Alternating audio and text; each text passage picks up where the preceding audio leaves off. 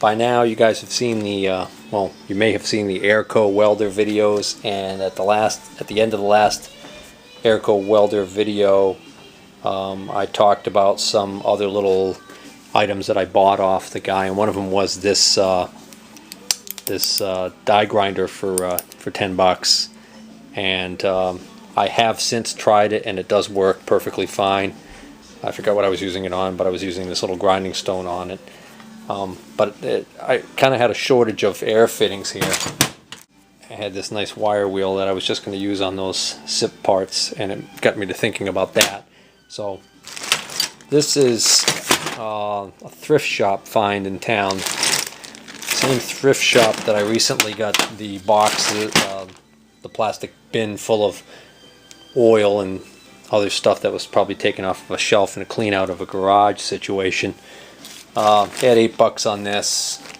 I ended up getting it for $5, and what's in here are a bunch of air fittings. So we've got basically 1, 2, 3, 4, 5, 6, 7. Look like they're all the same size. Female hose, airline hose fittings.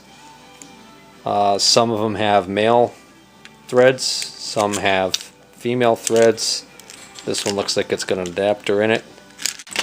Whole bunch of brass, double male pipe nipples. Couple of females. Airline fittings. 1, 2, 3, 4, 5, 6, 7. Looks like 8 or 9, 10. Most of them, let's see, a lot of the ones with this, that are supposed to go on a nipple, but I've got some of those nipples in there. I could use those, and then some of them are just plain straightforward. This one's a little larger, so put one of those to work right away. I'll put some Teflon tape on that and tighten that up. A couple of brass nuts. Not sure we're going to end up using those for brass reduction bushing. Nice little thing to have.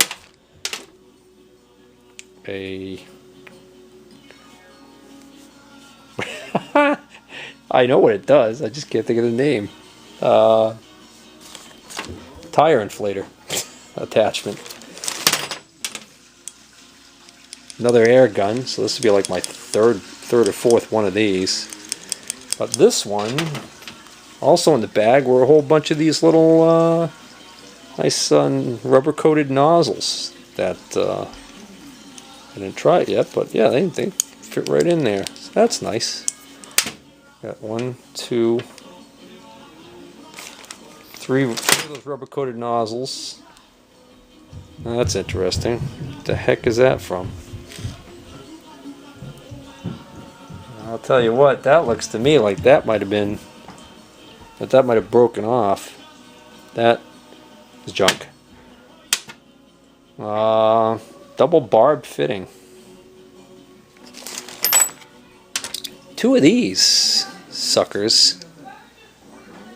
That's got a little orifice there too. That almost looks like it might go. Maybe you can also use that on spraying for air. I don't know. Those are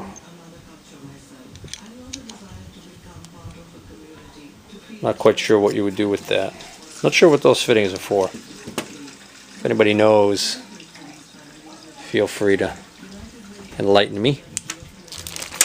But anyways, I was happy with that for $5. This really rough looking little set of dividers or calipers, that there's spring. I don't see a maker's name on there anywhere, but I gave $1 for those. It might have been $1 too much. They're kind of really in rough shape, but it's all right. Got this for $1. This was what I thought might be a good eBay item, because I got a kick out of the fact that this is a wrench from the Oneida Steel Pulley Company. Notice the spelling, O-N-E-I-D-A, Steel Pulley Company. On this side it says Oneida, New York, but if you look carefully you can see that's an M. O-M-E-I-D-A, New York. At least that's what I thought when I looked at it initially. And I still think that the way that ended up casting it, cast it as an M. But anyways, this is a company that made big giant steel pulleys for use on, I think, machinery and stuff. And some people collect these old wrenches, so I thought, well, you know, it's kind of beat up, but thought maybe somebody might want it. Nothing in current auctions. And previous auctions, somebody had one of these, same exact wrench. They were asking $10 for it and didn't get an opening bid. But this is the kind of thing that as long as people are willing to pay the shipping, I'd start it at like 99 cents and just see if anybody pops on it, you know, make a couple bucks. You know, I was hoping, obviously, that it was going to be one of those rare ones that, you know, I bought it for $1 and ended up turning around selling it for 15 or 20 bucks. And then another thing, this was marked for $2 also, but I got this for $1. This is a Craftsman flat chisel, and I just kind of like the fact that, you know, if I've got a couple of casings that are really tight together and gaskets really holding them together, this might be something I might be able to use to try and gently pry it apart without making too much of a mess. I don't know, but that'll go in the pile. And then I was at the flea market today. It's the first time I've been to the flea market in a few weeks, and it's the beginning of August now, so the only people less interested in being there than the customers are the actual vendors, so there wasn't really much to see. I looked at, stopped and checked my regular tool guy. His wife was there and he was golfing today. But I went through everything he had there and I didn't see anything new I hadn't seen before. So he didn't, if he's brought anything in the past couple weeks and then I missed it, somebody else bought it, for all I know. But I didn't get to talk to him, so I don't even know. So here's what I bought today from another vendor. Guy had a bunch of kitchenware stuff. Bought a bunch of miscellaneous pans. No, I'm not going to be baking bread for the bake sale at the local Tool Buyers Anonymous meetings. I bought these because I have drawers everywhere in my shop. I have drawers there in these old telecabinets. I have drawers everywhere you can think of. I have in the cabinet over there, I've got shelves with just stuff all over them, and it seems like I always have a lot of these small things and it drives me crazy. I go in there and I'm fishing around, so the idea is I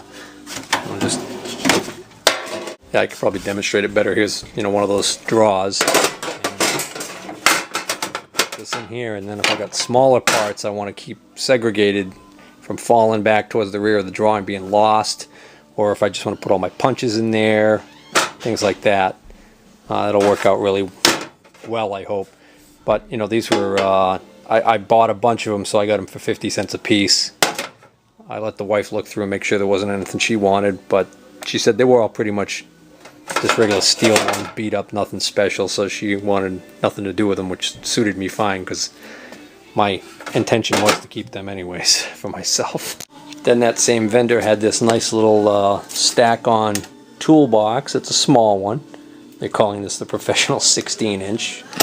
I don't know what's really that professional about it, but I said I just wanted the box. So how much for the box? And he said, how about $3? And I said, oh yeah, that's good. I said, you can take the wires out if you want, because he was leaving it in there. He looked through, picked out like one AV cable, and he left the rest in here. So I've just got, some of this stuff is just going to be, I'll just throw it in the junk wire for scrap. There's a couple extension cords in here. What is this? Oh, that's good. We got a Sunbeam electric blanket cord. We don't need that. But hey, you know, that's copper wire. We'll cut that off, throw that in the scrap metal pile. So I wanted another little toolbox. I think I'm probably going to make up a toolkit and just keep this in the fifth wheel trailer, so when we go camping I always have a toolkit with me just in case. And another Craftsman punch, pin punch. I think I might already have this size, but couldn't remember, so give him $1 for that. That looks brand new. I don't think that's been hit with a hammer once. Oh no, I just went and grabbed a couple of my punches that and this is the one I think I was thinking of that I had already bought. This is actually a snap-on, and it is a different diameter, so now I have 2 of that style. I like that. This is the other Craftsman I might have been thinking of. But this comes to a point, so that's good. And the last item today was this thing here. Somebody's got this all lettered up. They obviously had it in their little workshop or sewing room or something, I don't know what. But it's got all of these numbers on it. So I was curious what was in there, so I asked the guy what was in there, and he says, oh, he had just loaded it with all of the spare screwdrivers, wrenches, and everything that he was selling. So I took a quick look through all the drawers and quickly came to the realization that I had absolutely no interest in any of the tools that were in it, but I liked the organizer. So I liked the size of these and the depth of these drawers. So I said, what would you need to get for the organizer and keep the tools? And he said, how about $5? And I said, sold. Oh, I had this bag of stuff I picked up somewhere. I forgot where even. And I totally forgot about it, and it's been sitting upstairs. And I finally said, what's this bag? So I'm just going to tack this on, even though I didn't get this stuff at the flea market, I don't think. I don't remember actually where I got this from. Well, there's something that's pretty useless. This is a broken punch. I guess I could regrind the end. That must be why I took it. That, a Craftsman. Scribe, I guess, judging by how sharp it is. Seems like it's a Scribe. Pretty old one. Ah, here's another pin punch. This is a 5/32. This might be the one I was thinking of, but this one, the tip of it's kind of messed up. That one has definitely seen some use. That one's bashed over pretty good. This nice big Craftsman chisel, blunt. This little square. This is a Starrett, I think. LS Starrett. Yep, that's a nice little square.